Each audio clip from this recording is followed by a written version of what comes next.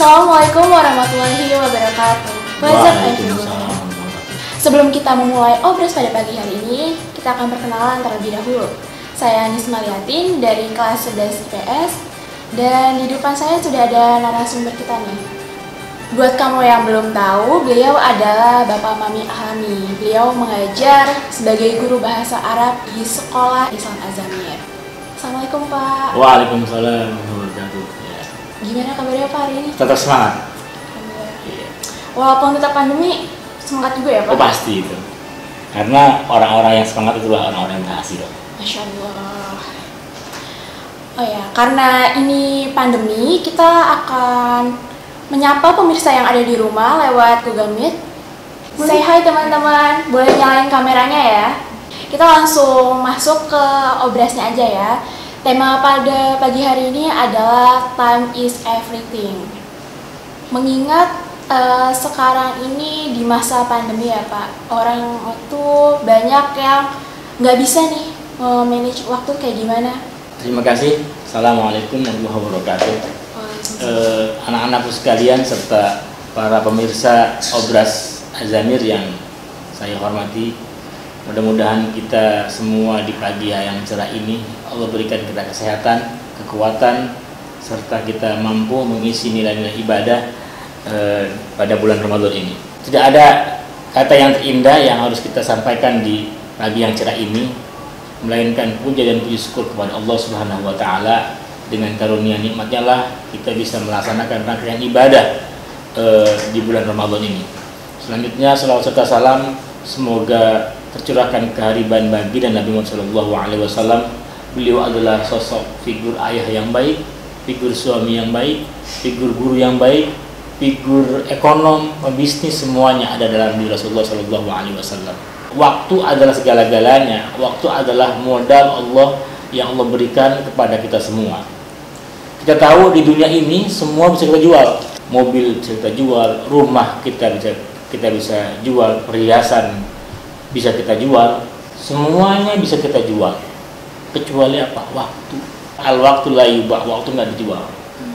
Sekaya apapun Anda, sekonglomerat apapun Anda tidak bisa membeli waktu, dan seluang waktu apapun Anda tidak bisa menjual waktu. Imam Al-Qusaimi mengatakan saat beliau jalan-jalan di daerah Baghdad dan di Mesir, melihat orang-orang yang di kedainya itu nyantai dari pagi sampai sore, ngobrol-ngobrol. Sedangkan dirinya adalah seorang ulama besar yang waktu sangat sempit. Beliau mengatakan, andai kata waktu mereka itu yang santai, yang dari pagi sampai sore itu saya beli dan bisa dibeli, akan saya beli semua itu. Dan waktu juga tidak bisa dipinjamkan. Apakah kita yang waktunya kosong bisa kita pinjamkan untuk saudara kita yang waktunya penuh? Tidak. Berapa banyak para pengusaha yang iri melihat tukang beca tidur di becanya, sementara dia harus bangun pagi, pulang malam, melihat orang-orang yang santai itu. Andaikan waktu mereka itu bisa kita pinjam, maka waktu itu akan saya pinjam. Tapi apa terjadi? Bisakah mereka meminjamkan waktu? Tidak. Karena waktu adalah milik masing-masing. Wala tajiru wajiratu ukhra. Mereka itu akan mengembang waktunya masing-masing. Dosanya orang tidak bisa diemban kepada dosa orang lain ataupun amal baik. Jadi yang akan dihisab nanti di yaumil akhir, yang akan dihisab nanti di yaumil mizan adalah waktu kita. Karena Allah memberikan waktu kepada semua umat manusia sama 24 jam. Orang kaya waktu 24 jam, miliarder 24 jam, fakir miskin 24 jam. Orang yang sukses dalam pendidikan karirnya 24 jam. Orang yang gagal 24 jam. Oleh karena itu waktu adalah modal utama Allah yang Allah berikan kepada kita semua. Oleh karena itu mari kita syukuri waktu kita yang ada. Mari kita isi waktu kita yang ada. Dan Allah sering mengingatkan berkali-kali dalam surat Ar-Rahman, Fabi ayyi ala'i rabbikuma tukadziban. Ala itu nikmat, dan nikmat terbesar adalah waktu. Dan waktu itu adalah yang memutus kita semua itu. Jika waktu kontraknya sudah selesai, maka tidak bisa terulang walaupun sedetik. 1 detik berlalu tidak akan pernah kembali. 10 tahun ke depan berada di depan mata. Oleh karena itu, anak-anakku sekalian, waktu muda jangan disia-siakan. Karena al-waktu kasayf kata ulama. Waktu itu bagaikan pedang. Fa in lam taqtuha qata'a. Jika kalian tidak mampu memotongnya, maka kalian akan yang tergilas oleh waktu itu. Oleh karena itu kepada generasi milenial, Anis dan kawan-kawan, ya Anis, harus semangat, raih cita-citanya, raih segala-galanya, raih mimpinya, mumpung masih muda. Imam Syafi'i mengatakan, wahai anak muda, belajarlah kau di waktu muda ini, karena kelak suatu saat kau akan jadi pemimpin, maka waktu akan sempit untuk belajar. Sekarang kalian masih sendiri, belum punya tanggungan. Kalau kalian udah memiliki keluarga, maka kalian akan bertanggung jawab terhadap keluarganya. Berapa waktu presentasi buat belajar? Saya kira akan berkurang. Yang perempuan memiliki suami, punya anak, waktu itu juga akan habis buat mereka. Waktu saya masih sendiri, masih mahasiswa, saya suka berlama-lama di perpustakaan, tidak ada yang manggil. Tapi kalau sekarang saya berlama-lama sampai sore, maka istri saya nelfon, kok belum pulang kan gitu. Oh iya benar-benar. Nah, itulah waktu. Manfaatkan waktu itu. Mumpung masih muda, mumpung masih long time, waktunya banyak, oportunis ya. Manfaatkan waktu sebaik-baiknya. Suatu saat nanti Anda akan jadi pemimpin, waktunya amat sedikit. Kan katanya waktu nggak bisa diulang, tapi ada yang namanya kesempatan kedua. Itu gimana? Kesempatan kedua sebetulnya mah istilah orang agar optimis selalu. Pada dasarnya kesempatan hanya satu. Tidak ada kesempatan yang kedua. Walaupun ada, itu berbeda dari yang pertama. Wal-lail, demi malam. Wal fajr, demi pagi, ya kan? Wadduha, demi waktu duha. Allah menyebutkan sumpah dengan waktu itu. Artinya Allah itu sangat menyayangi hambanya. Aku beri waktu itu kalian. Aku adakan kontrak terhadap kalian. Apalagi kalau melihat ayat-ayat yang lain. Sepertinya orang-orang yang menyesal saat hidupnya di dunia. Laula an akhortani ila ajalin qarib. Andaikan waktuku, kata yang si mayit yang udah ada dalam kubur, bisa kembali lagi di dunia atau ditangguhkan ajalnya, fa'asaddaq wa aku minas sholihin, maka aku akan banyak beribadah, bersedekah dan yang lain-lainnya. Menyesal mereka yang ada dalam kubur. Kenapa? Karena waktu hidup di dunianya tidak maksimal, tidak ada. Jadi kesempatan itu tidak terjadi dua kali. Kalaupun terjadi, pasti berbeda dengan yang pertama. Angka 1 berbeda dengan angka 2. Jangan sampai kita lengah dengan waktu, karena waktu terus berjalan. Malam itu akan dijemput oleh siang, tidak akan pernah kembali. 1 menit yang lalu tidak akan pernah kembali, tapi 10 tahun ke depan di depan mata. Ya, Anda mungkin merasakan. Anda ketemu Mami SMP, kok sekarang udah SMA. Oh iya benar. Dulu datang ke Azamir menggunakan baju merah putih kan ya. Iya. Tapi coba dibuka dah apa namanya memori-memori atau foto-foto masa lalu Azamir dibandingkan dengan sekarang. Terasa cepat. Perasaan 3 tahun yang lalu tuh hanya kemarin kan gitu ya. Saya kira sama ya, teman-teman pemirsa obras Ramadan begitu pun sama. Ramadan ini Allah berikan kita kesempatan hadir Ramadan, tiba-tiba besok Lebaran kan gitu. Terus dan terus. Oleh karena itu, mari kita manfaatkan sisa waktu yang Allah berikan kepada kita. Karena kita nggak tahu kapan kontrak kita berakhir itu. Tidak mesti yang tua duluan, yang muda juga banyak yang duluan kan begitu. Waktu kan begitu cepat ya Pak. Dan Betul. waktu itu sudah banyak Allah firmankan di dalam surat Al-Quran. Yang jadi pertanyaannya itu, ada nggak sih Pak tips and trik dari Bapak gimana cara manage waktu ala Pak Mami? Ya, sebetulnya bukan ala saya. Kita kan orang Islam, ada bimbingan Al-Quran dan As-Sunnah. Kata Nabi Muhammad, iktanim khamsan qabla khamsin. Manfaatkan yang 5 sebelum datang yang 5. Pertama apa? Pertama adalah sababaka qabla haromik. Waktu mudamu sebelum datang waktu tuamu. Waktu muda itu waktu oportunis, waktu golden age ya. Masa-masa keemasan, semuanya indah kok. Nongkrong lama-lama nggak mikirin punya uang ya kan?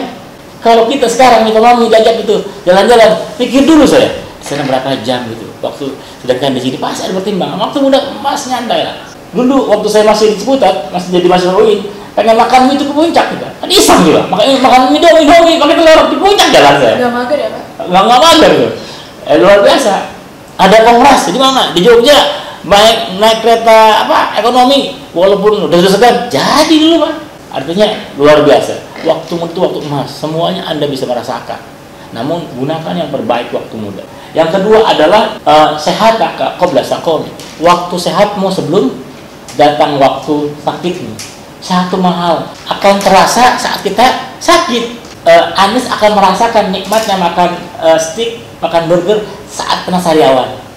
Sariawan nih, makan ini nggak enak gitu. Tapi waktu kita makan steak atau burger, kita nggak rasa nikmat, biasa aja. Tapi ketika Allah sentil dengan sariawan, itu luar biasa kan. Akan merasa bahwasanya nikmat saat itu luar biasa. Kita sering dilayani oleh istri, sarapan segala macam. Istri kita pergi acara apa seminggu gitu, masak sendiri, Allah tuh nggak enak bener kan gitu, bikin teh nggak enak bener gitu. Apalagi ninggalin anak nangis segala macam. Kadang manusia sombong ya. Kalau lagi ada semua itu dia lupa, padahal itu sebuah kenikmatan besar. Tapi saat itu semua tidak ada kerasa. Nah yang ketiga, dina qabla faqri, waktu kayamu sebelum datang waktu sempitmu. Kaya itu adalah babak kehidupan para sultan jadi rakyat biasa kan. Dulu mobilnya banyak, perusahaannya luas di mana-mana, tapi kan itu semua milik Allah. Ketika Allah ambil juga terasa, oh ternyata dulu itu nikmat gitu kan. Saya kemarin Allah izinkan diskusi dengan, kalau beliau melihat acara ini, dengan mantan gubernur Kalimantan Selatan, 2 kali jadi periode gubernur. Beliau mensyukuri saat usia tuanya. Tidak semua manusia Allah izinkan menjadi gubernur katanya. Saat-saat terindah dan nikmat terbesar. Kerasanya apa? Saat sekarang nggak pejabat. Mensyukuri, Allahu Akbar. Allah izinkan saya 10 tahun memimpin Kalimantan Selatan katanya. Yang keempat adalah faragoka qabla sughlik. Waktu luang sebelum datang waktu sempitmu. Kata Rasulullah, nikmatani ma'bunun katsir minan nas huwa as-sihatun wal firaq. 2 nikmat yang menipu kita dan menipu banyak umat manusia. Pertama apa? Waktu sehat dan waktu luang. Tertipu kita dengan waktu sehat yang panjang, waktu luang. Fir'aun tergelincir karena nikmat sehatnya, karena beliau jarang sakit. Fir'aun itu hingga dia mengatakan, ana rabbukumul a'la, aku ada Tuhan yang tinggi. Allah lelepin tuh ya. Iya. Lelep tuh artinya itu. Orang macam-macam. Orang sombong artinya kalau lelep tuh. Orun. Matinya kesedak binatang apa? Nyamuk. Ya. Berapa banyak sombong ya. Artinya waktu luang dan waktu sehat itu sangat menipu kita. Kita mengatakan, kita merasa waktu sehat itu akan panjang. Waktu luang pun seolah-olah juga panjang. Anis, kapan mau sholat? Nanti mah. Tahu-tahu mepet maghrib. Anis, tugasnya udah selesai belum? Nanti Pak, minggu depan Pak. Tahu-tahu udah di ujung semester. Ya. As-sehat wal firaq. Waktu sehat dan waktu luang itu menipu kita. Jangan sampai tergelincir. Dan orang-orang yang sukses lah, orang-orang yang mampu mengisi waktu sehat dan waktu luang itu. Masya Allah. Ya, oleh karena itu pemirsa semua, anak-anakku semua yang ada di rumah, baik yang ada di Azamir, jangan tergelincir dengan 2 nikmat ini. Rasulullah itu sangat mewanti-wanti, jaga-jaga waktu sehatmu dan waktu luangmu. Jangan sampai kosong begitu saja. Kalau orang-orang kaya itu melihat ketika kita luang waktunya nongkrong mulu, andaikan waktu kalian bisa dibeli, aku akan beli gitu. Karena waktu mereka itu sempit sekali. Meeting sini, ketemu meeting sana, lain. Akhirnya mereka nggak sedikit sekali kan waktu buat keluarganya. Bahkan diagendakan akhir tahun jalan-jalan bersama keluarga, tiba-tiba ada proyek besar hingga keluarganya berangkat, dia nggak berangkat. Waktunya sangat mahal. Makanya ada mengatakan waktu adalah uang, betul. Tapi yang dimanfaatkan. Tapi waktu adalah sampah juga bisa. Kalau kita buang sia-sia. Gitu. Yang terakhir adalah hayataka qabla mautik, waktu hidupmu sebelum datang waktu mati. Idza jaa ajaluhum la yastakhiruna sa'atan wa la yastaqdimun. Ketika datang, ajal datang, tidak bisa dinanti-nanti, juga tidak bisa didahulukan. Kalau datang, ajal datang tanpa kompromi, pasti terjadi pada kita semua. Gitu. Silakan, Anis, kalau ada pertanyaan. Waktu itu kan tidak membedakan yang kaya dan miskin ya betul, Pak? Betul. Keduanya sama-sama dapat 24 jam. Betul. Ada nggak sih Pak kisah inspirasi dari orang yang anak miskin ya Pak, yang keluarganya miskin, ya terus karena berusaha semaksimal mungkin kerja keras menjadi seorang yang kaya raya, bahkan miliarder gitu Pak? Banyak sekali Anis. Kalau mau cerita dari zaman Rasulullah dulu ya. Bilal bin Rabah, hitam kulitnya, Afrika, tidak dipandang pada saat itu. Bilal ketemu dengan Abu Bakar lagi dihina, lagi diinjak-injak oleh tuannya, karena dahulu perbudakan itu terjadi. Oleh karena itu Abu Bakar membebaskan Bilal. Abu Bakar nangis melihat Bilal disiksa oleh tuannya, dan Bilal terucap kata-katanya Ahad, Ahad, Allah, Allah gitu. Masya Allah. Ambil oleh Abu Bakar, langsung diambil amar Rasulullah, dibina amar Rasulullah, hingga Bilal jadi muazzin Rasulullah. Orang yang tidak dipandang oleh kita, oleh masyarakat saat itu, apa karir terakhir Bilal bin Rabah. Bilal bin Rabah karir terakhirnya adalah gubernur Libanon. Wah, Masya Allah. Masa terakhir hidupnya di Indonesia banyak. Bahkan ya maaf kalau saya menyebutkan tokoh di Indonesia kayak Khairul Tanjung dibilang anak singkong ya. Iya. Anak singkong. Dulu orang susah. Kalau yang saya tahu Yusuf Hamka juga sama. Yang sekarang punya tol. Tol punya dia. Tol semua tol apa gimana? Ada beberapa tol. Dan alhamdulillah beliau sudah membangun sekitar 12 masjid. Masjidnya miniaturnya Cina. Selalu ada bacaannya Masjid Baba Alun. Alun itu nama beliau. Di daerah mana tuh, Pak? Di Jakarta banyak masjidnya. Saya udah mengunjungi. Doain saya juga. Saya kalau Sabtu pagi itu suka keliling cari masjid-masjid yang unik. Dan doa saya udah 15 masjid. Masjid yang ke-100 masjid saya nanti. Masya Allah, semoga ya Pak. Amin. Harus punya mimpi besar. Begitu juga sama dengan Pak Ari Ginanjar. Dulu kan seorang pedagang jeans. Pak Ari Ginanjar tuh suka cerita banyak, suka nge-share banyak. Saya seorang pedagang jeans, tapi mimpi saya ingin mengibarkan bendera Islam di kota besar. Akhirnya Pak Ari Ginanjar bikin menara 165. 1 itu adalah ihsan, 6 itu adalah iman, 5 itu Islam. 165. 8-nya Allah, dan menaranya bisa terbuka. Setiap lantai nama-nama Nabi. Lantai terakhir Nabi Muhammad SAW dan masjid.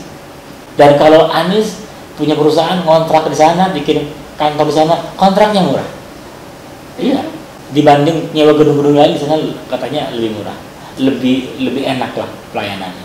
Kalau mau doain harus punya mimpi. Anies pengen apa, mimpi apa? Saya kenal dengan Pak Haji Tuan Ismail. Beliau membangun 11 lantai menara herbal. Karena Tuan Haji dari usaha mulai dari naik sepeda jual herbal itu. Ketika suksesnya, saya ingin persembahkan menara ini buat ibu saya. Oleh karena sangat sayang sekali ibunya. Kunci kesuksesan yang diuntaikan oleh Pak Ari, Yusuf Hamka dan lainnya apa itu? Mohon doa sama ibumu. Jalan terus. Mimpi yang besar sambil minta sama Allah.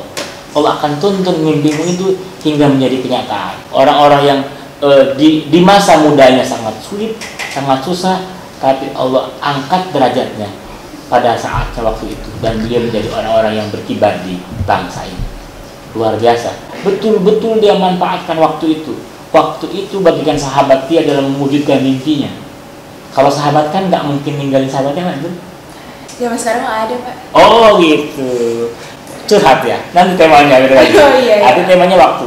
Ya. Waktu itu sahabat kita yang harus kita rawatin, yang harus kita isi dengan manfaat. Kalau sahabat yang baik adalah simbiosis mutualisme ya, saling menguntungkan. Iya, betul. Karena kita udah memasuki sesi tanya jawab, boleh nih buat teman-teman yang di rumah mengirimkan pertanyaan melalui WhatsApp. Oke, udah masuk pertanyaan yang pertama dari Syafrial, Pak. Pertanyaan Syafrial? Iya. Oh iya. Oke, Syafrial, boleh sapa dulu nih penonton yang ada di sini. Ya. Pertanyaan dari Syafrial itu, apa tanggapan Pak Mami soal waktu adalah uang? Oh iya betul. Waktu adalah uang. Ya, bahkan saya mengatakan waktu adalah uang. Waktu adalah emas. Emas kan barometer nilai mata uang yang tidak pernah surut. Kalau Anies nyimpan uang di bank 10 juta, Anies akan ambil 10 tahun kemudian, maka bergeser sedikit. Tapi kalau emas, Anies beli emas sekarang 1 juta, 10 tahun kemudian bisa 1,5. Iya. Itu ungkapan luar biasa ya. Yang mengatakan waktu adalah uang, waktu adalah emas, waktu adalah mutiara, waktu adalah segala-galanya. berarti dia adalah orang-orang yang pintar sekali memanfaatkan waktu, dan dia tidak mau waktunya itu terbuang sia-sia. Kenapa kita bisa membuang waktu sia-sia? Ya kan? Tapi kalau kita ke uang, ke apa, kita agak padahal waktu itu lebih bermanfaat, lebih mahal. Berarti kita nggak bisa ngambil waktu. Sampai sore habis waktu kan, tawa-tawa, ya kan? Tawa-tawa alamnya jelas nggak jelas itu kan? Apa itu? Tahu-tahu sudah sore lagi kan? Sementara di waktu yang sama ada orang yang waktunya dibayar 1 menit itu 1 juta, ya kan? Bahkan bisa lebih mahal dari itu. Saya punya dosen juga teman, beliau dikontrak sebagai penerjemah Arab Indonesia di Istana Presiden, dibayarnya 1 jam itu 4 juta atau 5 juta 1 jam. Kalau acara presiden itu 10 jam, kalian saja, berarti dia akan dibayar 20 juta. Kalau sehari semalam, kayak mendadak. Inilah orang itu yang waktu bermanfaat, waktu berharga. Sementara ada orang yang 12 jam dari pagi sampai sore nongkrong di warung kopi, ketawa-tawa habis tutup sore aja, atau nongkrong di kafe kan, atau keliling-keliling mau nggak jelas begitu kan, lihat tahu-tahu udah sore aja. Di sisi lain ada sahabat kita, ada kawan kita yang dikontrak di luar negeri, 1 menitnya berapa, itu lebih mahal dibanding uang. Tapi waktu juga bisa kebuang sia-sia kalau kita tidak memanfaatkan. Oleh karena itu saya kira waktu lebih berharga daripada segala-galanya. Gimana Gabriel? Gabriel paham? Ya harapannya bukan hanya paham, dipraktekin ya. Gabriel waktunya dimanfaatkan. Kalau Gabriel ingin menjadi seorang wartawan, jadi wartawan terbaik, ya minimal banget kayak Karni Ilyas lah, ya kan? Atau Rosihan Anwar gitu kan. Jadi mimpinya jangan hanya jadi wartawan, tapi Gabriel adalah orang yang memiliki media itu. Makanya santri saya, murid saya di Azan maupun Al-Fatih, mimpinya kamu jangan kuliah di UI, mimpinya. Kenapa? Kamu mimpinya jadi direktur UI. Iya, betul. Benar-benar. Jangan kecil, karena Allah Maha Besar. Saya ingin menjadi orang penting, jangan. Kamu jadi wali kota Tangerang nantinya. Saya ingin punya kompleks, jangan. Usaha garmen di Indonesia kamu yang megang. Gedein mimpinya, hatinya gedein, pikirannya gede tinggi luar biasa. Kenapa? Karena kamu memiliki Allah yang Maha Besar. Kita lanjut ke pertanyaan kedua dari Naila Nisha. Buat Naila di situ bisa sapa dulu penontonnya. Naila Nisha itu artinya memperoleh kehidupan yang layak.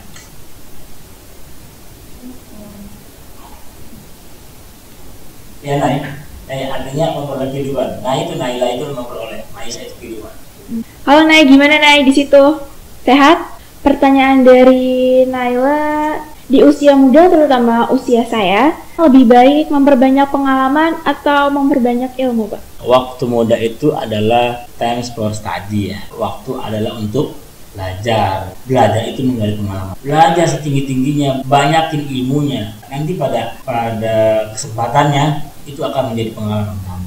Nanti akan kamu tuangkan pengalaman itu kepada adik-adik kamu, kepada generasi setelah kamu. Indah nggak kalau sukses usia muda?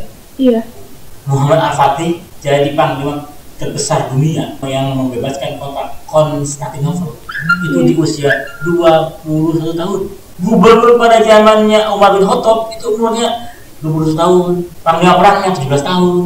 Muhammad Al-Fatih mengatakan, saya rekrutmen tentara saya yang masuk ke Eropa satu orang yang tidak pernah tinggal sholat subuh di masjid kira. Makanya tentaranya tanggung dong, ada yang tua, ada yang kok begini nggak rata kayak kita main pramuka gitu enggak. Tapi yang lihat hati keimanan, ada orang-orang yang mampu bangun subuh di masjid itu berarti dia mempunyai spiritual yang tinggi, dia optimismenya luar biasa, mampu mengalahkan sesuatu yang tidak bisa dipikirkan oleh otak, hingga akhirnya kota Konstantinopel direbut oleh Islam. Sekarang sudah tutup. Dan saya pahami rata-rata mereka yang sukses usia muda yang muslim, mereka adalah orang-orang yang sering sekali atau selalu melaksanakan tahajud. Apalagi kalau Anis dan yang lainnya senang membaca bukunya Pak Habibie. Pak Habibie itu dikisahkan sangat takjub kepada sahabatnya yang Yahudi itu ada dua orang Yahudi yang IQ-nya tidak terkalahkan. Karena Habibie adalah pembelajar, Habibie yang tahu apa resepnya. Anda ini kok susah kalahkan gitu kan. Habibie ikut nginep di rumah beliau, tengah malam bangun dia. Ada baca sesuatu. Apa coba yang disampaikan? Apa kayak tugas kamu? Karena Habibie udah nanya-nanya nggak dijawab. Kiam saya bangun malam. Karena di sepertiga malam itu nutrisi oksigen otak luar biasa. Buat ngapal dia, namun sebelum ngapal saya baca Al-Quran. Anda kan bukan Islam, tapi saya yakin Al-Quran ini bisa memperbaiki saraf saya, walaupun saya tak beriman. Enggak beriman aja masih bisa manfaatkan. Habibie pulang rumah nangis ya. Itu kan kitab saya. Gitu. Kenapa mereka bisa begitu? Dari itulah Pak Habibie tidak pernah tinggal sholat tahajud. 8 rakaat, 3 witir, baca Quran. Hari itu Habibie langsung jadi number 1 di kampusnya. Dan Habibie menciptakan teori letak pesawat. Jadi pesawat itu kalau ketinggian 3.000 kaki itu letak pasti. Dan yang mampu menangani itu Habibie. Makanya Habibie disebutnya Mr. Crack namanya, profesor doktor yang sanggup menjawab kebutuhan pesawat hingga pesawat bisa terbang ketinggian Jakarta. Kuncinya apa? Tahajud dan baca Al-Quran. Ya, apalagi anak-anak semua sekarang kita berada di bulan Ramadan, bulan yang penuh dengan berkah, bulannya Al-Quran, bulannya tahajud, dan pasti tahajud ya. Yakin kita semua takdirkan menjadi manusia yang sukses usia muda. Amin. Amin. Kalau misalnya tahajud itu ada yang bilang wajib tidur terlebih dahulu, ada yang bilang nggak tidur nggak apa-apa, Pak. Itu yang benar? Ya, betul. Teorinya tidur dulu karena orang kalau ibadah tengah malam tidur dulu kondisi badan fresh, enak. Iya. Dibanding begadang terus. Ketika tidak tidur pun langsung, contoh kayak perjalanan nih, contoh Mami Surabaya Jakarta gitu ya. Kan nyampe sana jam 3 gitu, karena kan tidur di mobil. Langsung tahajud boleh, kalau istirahat. Boleh ya, karena khawatir tidak bangun tahajudnya. Tapi kalau tiap hari jangan nggak tidur udah tahajud, harus tidur dulu. Kondisi saraf kita fresh dulu, bangun luar biasa. Tidur itu nggak mesti lama, tapi mesti berkualitas. Banyak orang-orang pintar tuh Pak Habibie di waktu jadi presiden tidurnya cuma 2 jam saja. Kita dari jam 10 bangun jam 6, berapa jam siangnya tidur juga, disuruh bangun jam 5 tidur semua isinya tuh. Malaikat lapor sama Allah. Nama siapa? Sabriya, lapor tidur semua kata malaikat, kira-kira gitu ya. Jangan sampai, apalagi bulan puasa. Waktu yang paling ingat itu tidur dalam keadaan puasa. Ya begitu ya. Kita berdoa Allah munajat di bulan puasa ini, mudah-mudahan dan semoga Allah menjadikan kita menjadi manusia yang sukses usia muda. Amin. Semangat ya, semangat membangun mimpi besar kita. Gimana Nay? Apakah jawabannya udah cocok, udah pas? Jempolnya 2. Udah mantep banget ya Pak. Ya, terima kasih. Gak kerasa nih teman-teman, kita sudah berada di penghujung acara. Buat kalian yang masih ada pertanyaan atau ingin tahu lebih lanjut tentang agama atau yang lainnya, bisa langsung kunjungi Facebooknya Bapak Mami Akhlami, atau bisa langsung datang ke SMA Islam Azamir atau Azamir Islamic School. Terima kasih ya Pak Mami udah mau ngisi obras kali ini. Sama-sama ya.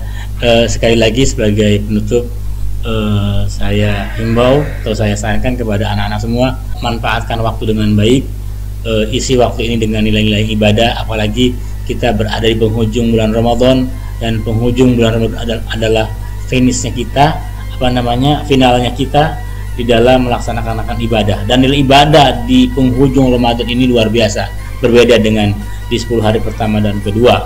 Oleh karena isi dengan nilai ibadah, melanjut pada Allah, agar kita semua menjadi orang-orang yang minal aizina wal faizin ya. Kita disampaikan nanti di Idul Fitri 1 Syawal. Amin amin ya rabbal alamin. Ingat, semangat terus jadi orang yang sukses usia muda. Amin. Tuangkan mimpi besar kamu dalam doa-doa dan hati kamu. Ya, mengenai itu sama Allah. Billahi taufiq wal hidayah. Assalamualaikum warahmatullahi wabarakatuh.